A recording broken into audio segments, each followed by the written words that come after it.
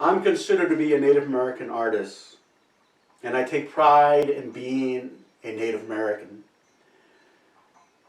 But what I see on the reservations and what I see my people, and I'm not talking about one tribe, I'm talking about the people of what is called the Native people of this nation, trying to find themselves as a people. I'm disheartened. If you go to the reservations, you'll see tremendous poverty. Our children barely make it through high school, although that is changing. Some of us are now being able to break away from that cycle. But that cycle isn't just tied to Native Americans. It's tied to Black Americans. It's tied to all the people that have not had a hand up and were not born with a silver spoon in their mouth. And we have to unite, not as Native Americans, not as Black Americans, but as Americans willing to change something that is changeable. Don't say to yourself that we don't make a difference.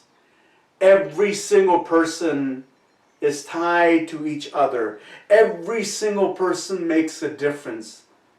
It's like throwing a stone on a pile. Each stone becomes a foundation. You are a stone, a foundation that can make not a mountain of stone, but a mountain of change.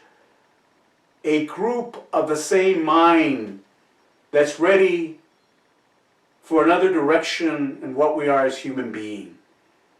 It's time for us to let our religion become secondary. It's time to let prosperity become secondary. It's time to become primary and become human, to view each other what we are as brothers and sisters of the same planet. And it's now. If revolutions have not existed in this country, we've had many startups, but they've all failed. They've all gained a little bit, but they all failed in the end because most of us were not willing to step in and say, I agree with you. I agree, and I will put forth the energy to make a change. I agree to hold your hand and make that change with other people, to change this country in our political system, to change this country in what we are as a people, and our souls are gray at this point.